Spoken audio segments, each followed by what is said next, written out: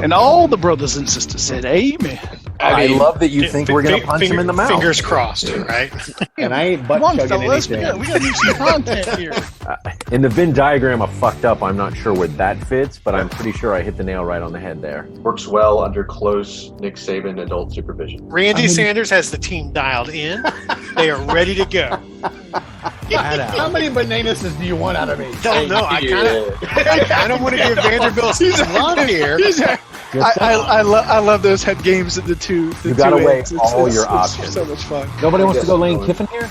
I might go Lane Kiffin here. Welcome, ladies and gentlemen, to a new episode of Liquor and Leagues. New week. Got a whole new slate of games that we get to talk about. Obviously, as always, we're going to talk about the week that was, the week that is, maybe touch on some weeks that will be down the road, especially now more than ever. I think it becomes imperative that we start looking ahead. We are halfway through the season today, or technically this coming week. We're in that midpoint now. So obviously, before we start, as always, gentlemen, how you doing? Good. Yeah, doing well. Pretty all right. crazy ass weekend of football. That's for sure. Oh, yes, it was. Before we start, though, I do want to say that, Mac is not with us today. Unfortunately, had some issues he had to deal with, family related. Our thoughts and prayers go out to you. Hope everything's going okay. Probably best you're not here because you didn't have the best week, but we still love you. And bloodbath. Yeah. If there was an episode name for Mac's Choice, it was the Red Wedding. Yeah. Exactly. Yeah, so let's go ahead and jump into it. We're going to look at the week that was real quick. It was a slate of 7 games, and for the most part, I think we all picked pretty much very similar. Obviously, the week that was 7 games. Most of these there doesn't even bear conversation. They are what they are. I think 2 for me, obviously, are the ones, and we can touch on a third, but the 2 for me, obviously, the Ole Miss Arkansas game, because that was our toss-up. That was really our toss-up game. That was one we thought, and we split 50-50. Hosh, you and Mac both went Arkansas. Grinch and I both went Ole Miss. That one, and I think there was some interview with Lane Kiffin, like, this is going to be a defensive-minded game, low scoring. Yeah, it was definitely not that. I think it was over 1,100 yards of offense, over 100 points up. I think it was even higher than that, because I think they both had over 600 passing. That's just fucking insane. No, I'm sorry. I was wrong.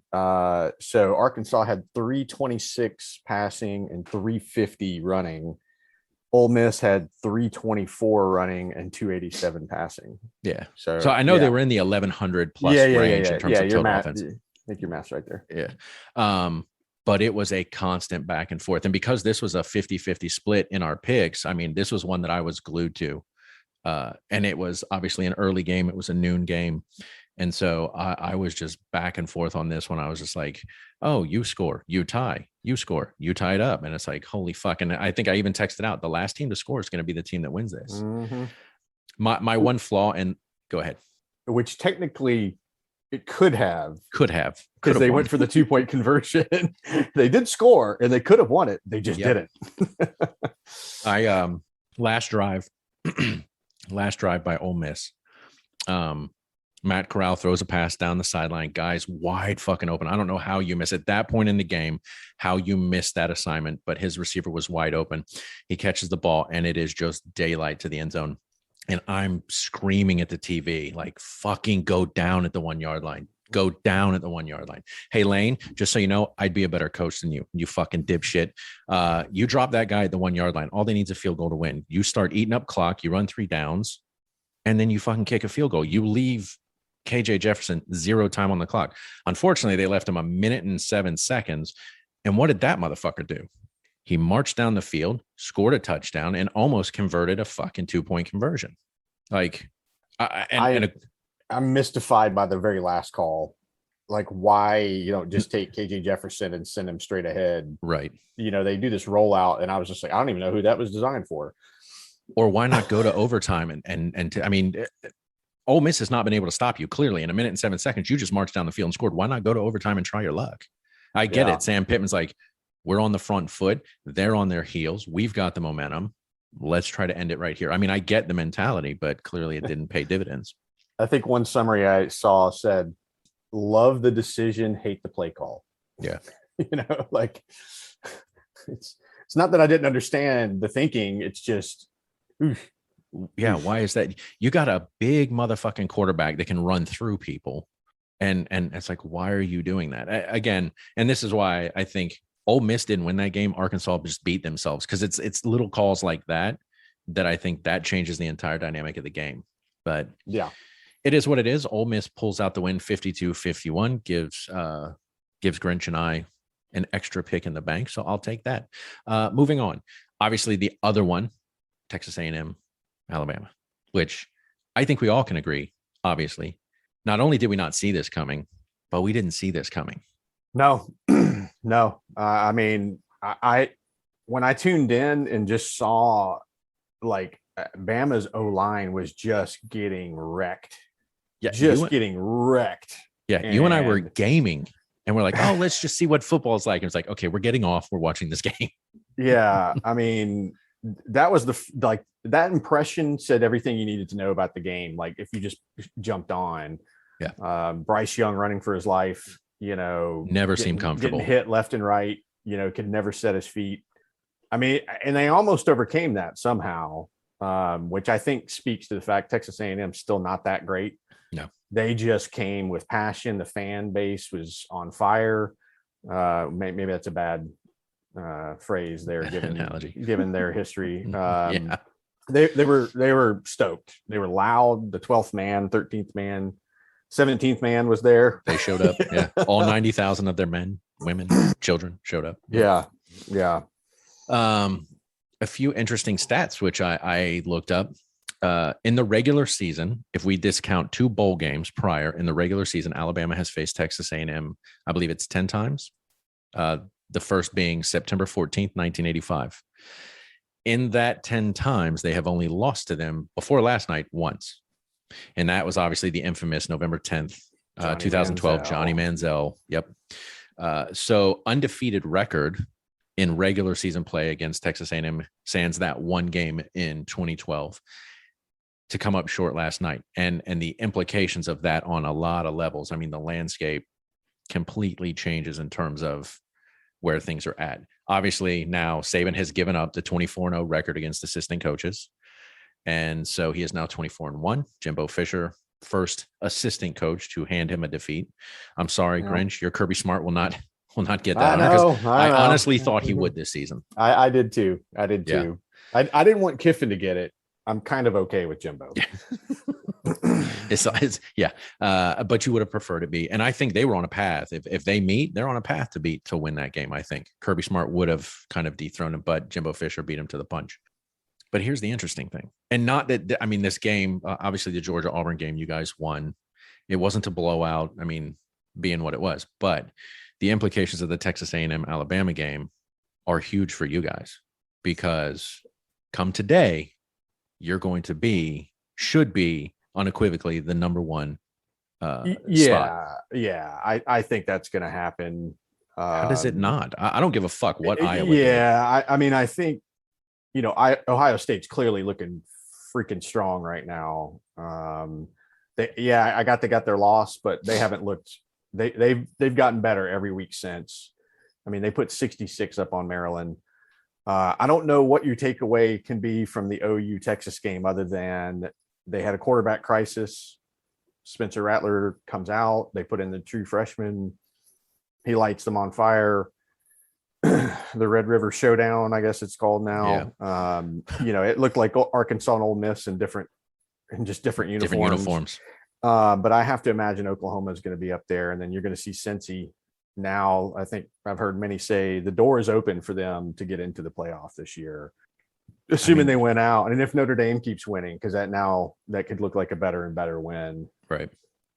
And then I know, obviously, we talked about this, but I did want to say something before we jump to this next game, because Haas, I want to allow you to weigh in with the Tennessee-South Carolina game. I know you went Tennessee, but I know Mac was like, oh, their defense is strong. I mean, I don't know where their defense was this week.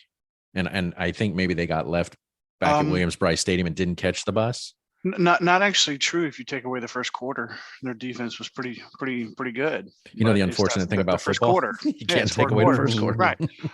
I mean, unfortunately, I haven't seen any of the games yet. I've only seen snips and bits and pieces. Here's what I'll say. Yeah, I picked Tennessee because I figured this game was going to be won by Tennessee. Did I think it was going to quite go this way? Well, maybe. I'd hoped not. I take solace in the fact, I don't know if either one of you guys actually watched the game in its entirety or not, but as I understand it to be true, Tennessee came out and scored 28 unanswered in the first quarter. They did. After that, Carolina seemed to start to find some defense and seemed to sort of find some offense.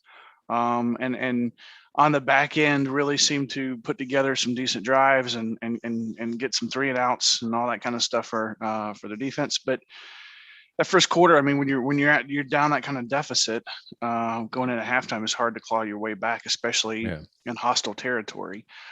So I think the positives are, I still really love Shane Beamer as our coach. I think he's got a great attitude. I watch his press conferences after every game. It's rebuilt.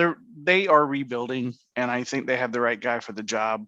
I think the culture that he is creating there really could lead to something special. And so I just take comfort in that. I don't suspect that they're going to win too many SEC games this year. We'll see how they do in recruiting, because we all know that's really where it's at.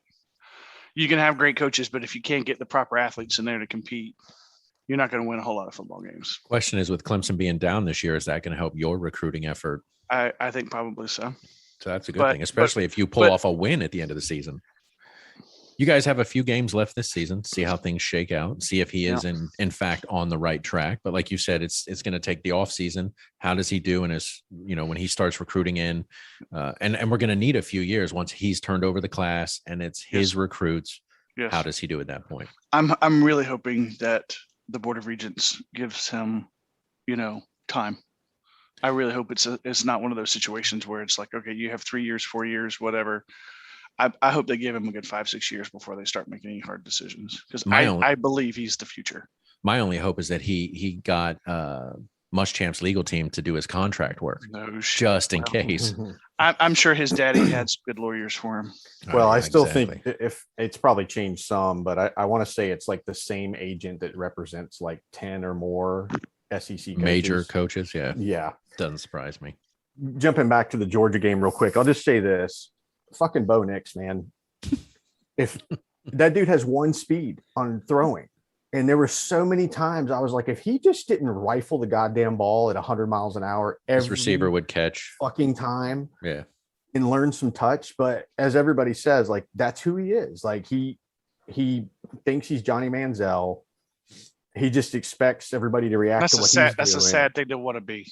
Yeah, and I mean, I still think Georgia wins the game, but the score probably would have been closer to what most projected it to be, of like a 28-17. Right.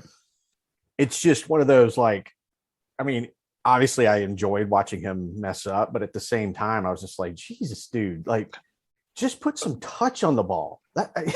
Right. The scary part. How does it feel to be number one again for the first time since 2008? Yeah. I mean, it feels good. I do feel like they're the most complete team, and they still have an upside.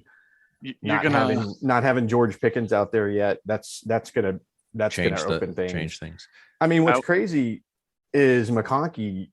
He had like no stars with the way he was rated coming out, but because of all the injuries, he's playing like a 5-star. Yep, he stepped up, and Kirby Smart sang his praises in the press conference, and deservedly so. I mean, I do have a trivia question, since we pivoted back to Georgia. And so I want to ask, because I'm pretty sure neither of you will know it, because I didn't know it. Georgia is number one.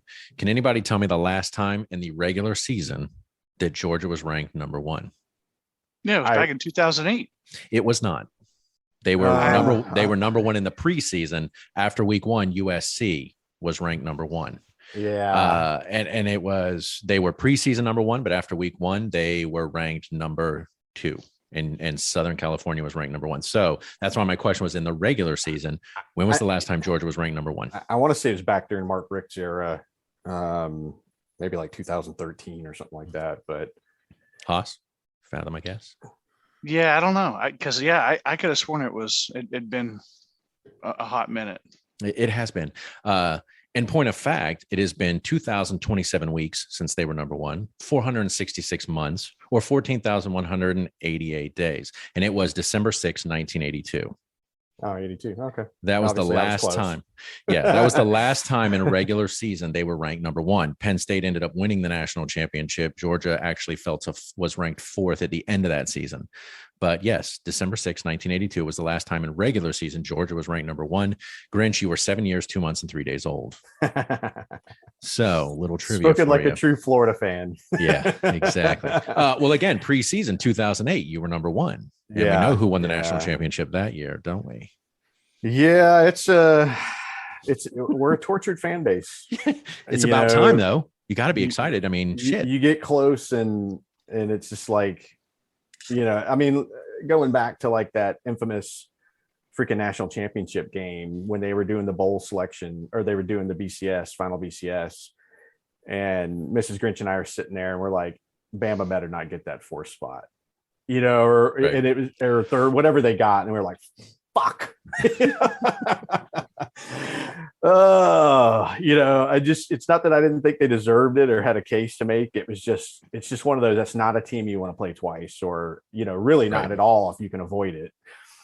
Well, I mean, look, Kirby Smart has done something no other Georgia coach has been able to do in the regular season, obviously, because preseason rankings obviously take into account a number of factors in terms of recruiting and all of that shit. But Kirby's been able to do something with that team that nobody's done since 1982. I don't know how many coaches you've been through since 1982, but he's got that to hang his hat on. 5, I would guess. He's got that to hang his hat on. Yeah, and I will say too, I mean, on the tortured fan base thing, I mean, the last 2 losses to Alabama between the SEC championship game and the national championship, who foresaw a scenario where the starting quarterback got changed twice? And it was the same 2 fucking people in reverse, I mean, like that lore, the fact that it exists in the Georgia-Alabama rivalry, or history. It's not really a rivalry necessarily, but it's kind of getting that way. It just makes it salt in the wound.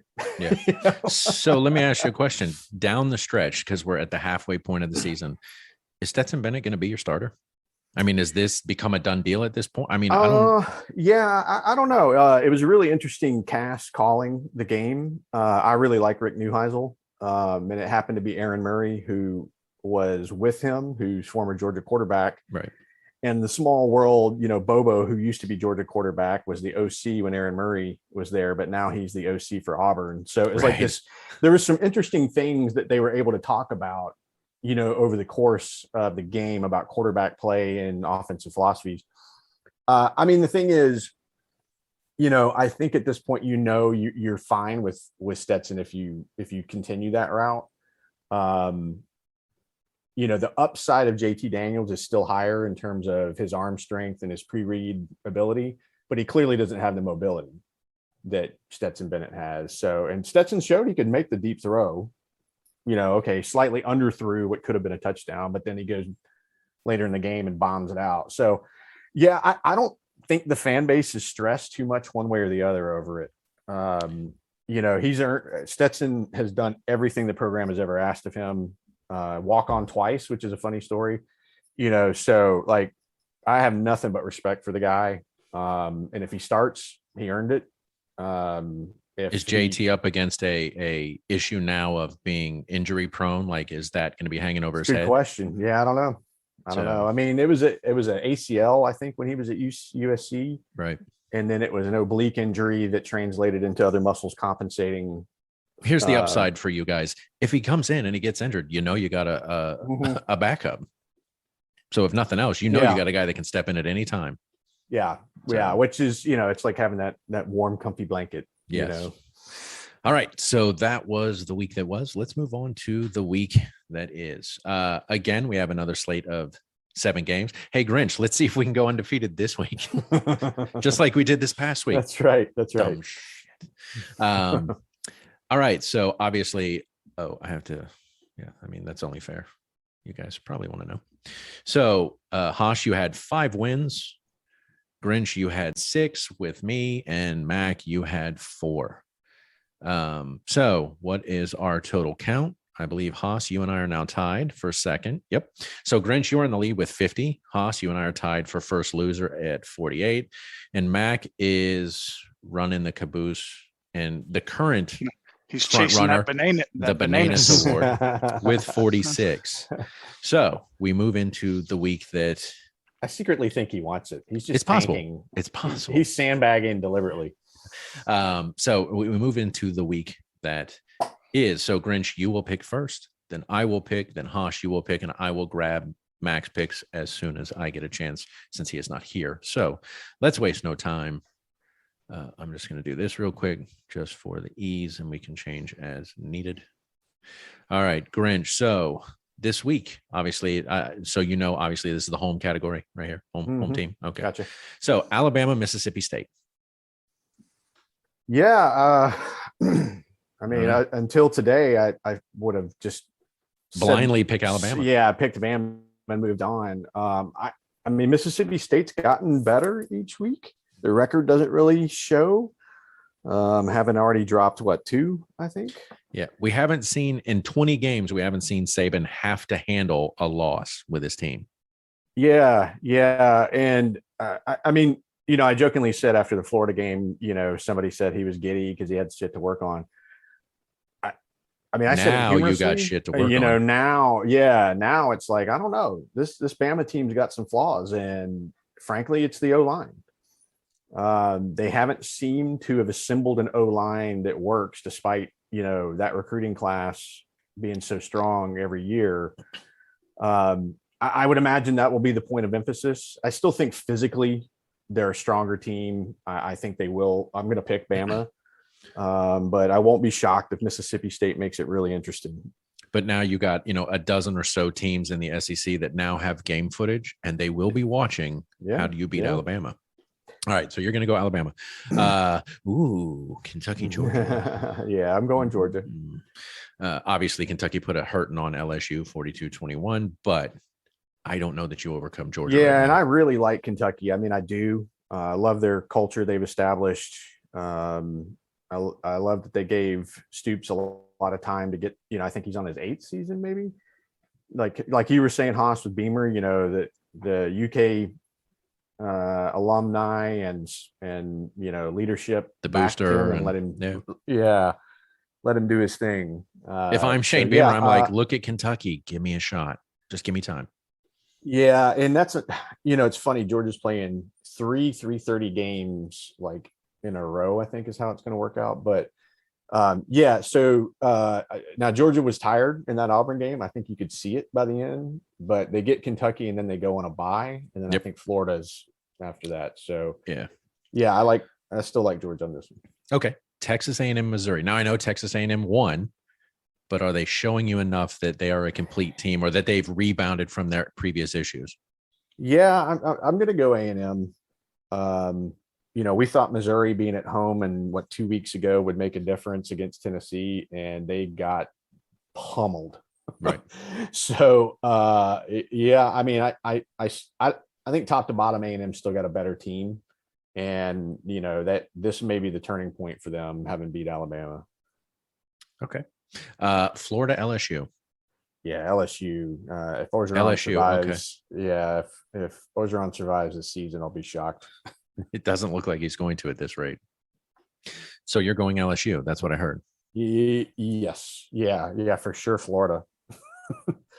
Now I'm confused. Now I'm going Florida. I figured. Yeah. Auburn, Arkansas. I'm going to go Arkansas. Okie dokie. Vanderbilt, South Carolina. South Carolina. Vandy is just fucking terrible. Hey, they've got more wins this season than they did last season. Yeah. And then Ole Miss, Tennessee. This is when I saw this one, looking ahead to this week. This one is super interesting, especially given Tennessee being on the cusp of really getting that offense gel. Right. I'm going to go Tennessee here. Okay. Playing at home, maybe that. I know you said, I think last week, like this has been the season of home field. Yeah, they burned me the last time I said that, but Will they do it again? They're going to pay it forward one more time. Too. Yeah. All right. So I guess I am up. All right. So your picks are locked in. So me, Alabama, Miss State, Alabama, Georgia, Kentucky. I'm going to go Georgia. Texas A&M, Missouri. I will also go Texas A&M. Florida, LSU, Florida. Arkansas, Auburn. I know the Bo show is wildly inconsistent. And that's the only thing I was waiting for yesterday against Georgia. Is like, when is he just going to flip the switch and just do something ridiculous? Yeah. And I think they obviously played a containment focused defense, which caused Georgia to be on the back foot a little bit in that first drive. Plus, I think they were just kind of feeling out what Auburn was going to be on that first drive. Yeah. Because they looked super solid. They drove the field, got the field goal. But you just felt the correction start happening after that. And then Bo Nix started becoming Bo Nix. Oh, yeah. And that's why I sent that text, because I figured it was the only time I was going to get to. It's like, how's it feel to be losing? Yeah. It's like, it didn't last long, but I figured, what the hell? Take my shot while I got it.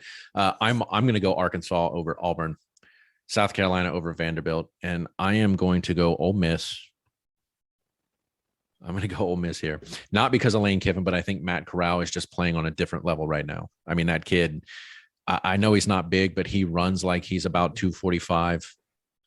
He runs with abandon. He can throw. And as long as his receivers are catching the ball, I think Ole Miss has this. I know they're playing in Tennessee, but I'm giving the edge here to Ole Miss. So that's what I'm going with. Yeah. What's the line on that one, Haas? Do you know? Tennessee, Ole Miss. I don't know. Hold on. Let's see if I can find it real quick. They have Ole Miss. The predicted score is 45.3. Ole Miss to 32.9. Tennessee. Really? That far?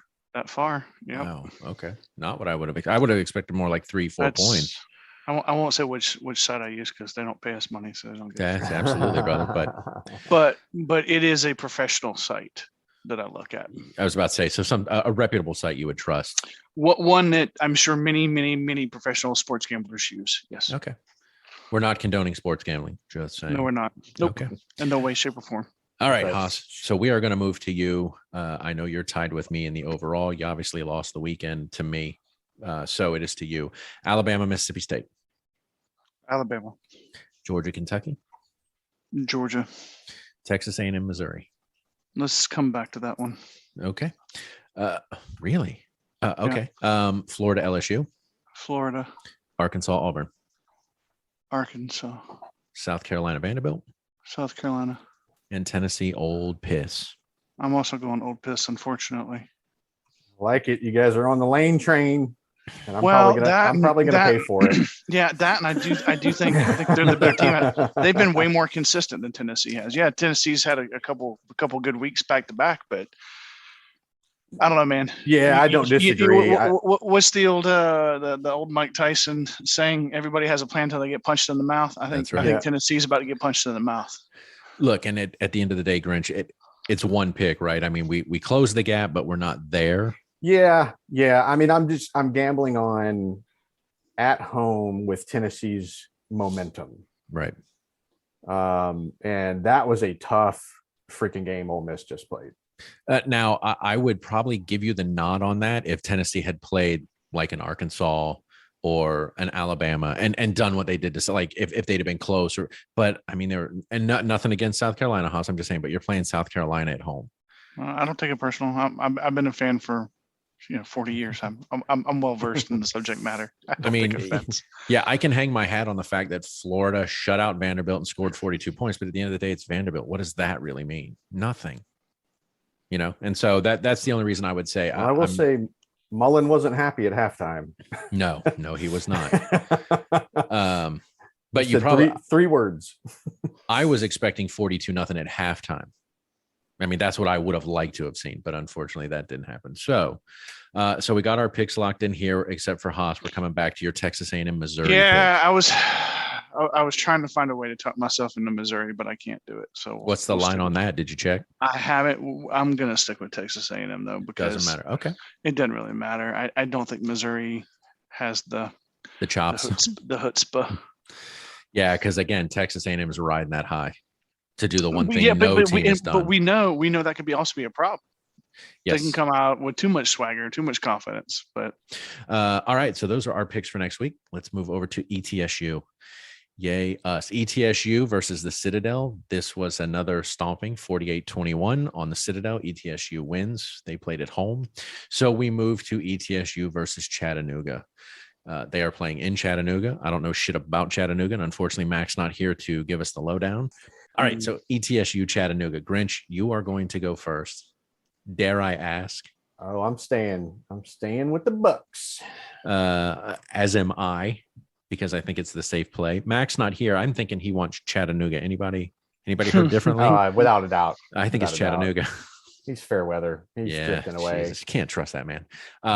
So Haas, ETSU or Chattanooga? I'm gonna go Chattanooga. He was checking the line and he's going, are you serious? Yep.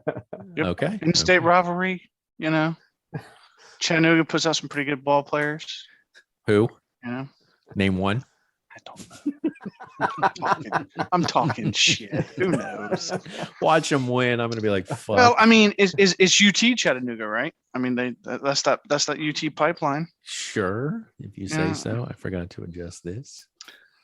Oh, I just like the city of Chattanooga too. So there we go. 4. Okay. I figured too. Nice to mix it up a little bit. Like when you pick Sanford. Yeah. Just to make it interesting. Just to make it like when we all picked Vanderbilt. When we thought Vanderbilt might be a team. God. Yeah. What were we thinking? Jesus. I don't know. For fuck's sake. All right. So there are our picks. All the picks are locked in for next week. We are ready to go. So that was the week that was, the week that is. If you're looking down the stretch, the week that will be. I mean, what do you say? South Carolina, Texas A&M. I mean, I don't know. If South Carolina can compete, I mean, next week's going to be obviously Arkansas, Pine Bluff. That's who they're playing. Yeah, Tennessee, Alabama, and then we're 2 weeks out, Grinch, from the largest outdoor cocktail party, which you've already placed your pick. So, yep. And it's sad that I'm probably going to have to go with Georgia, but it is what it is.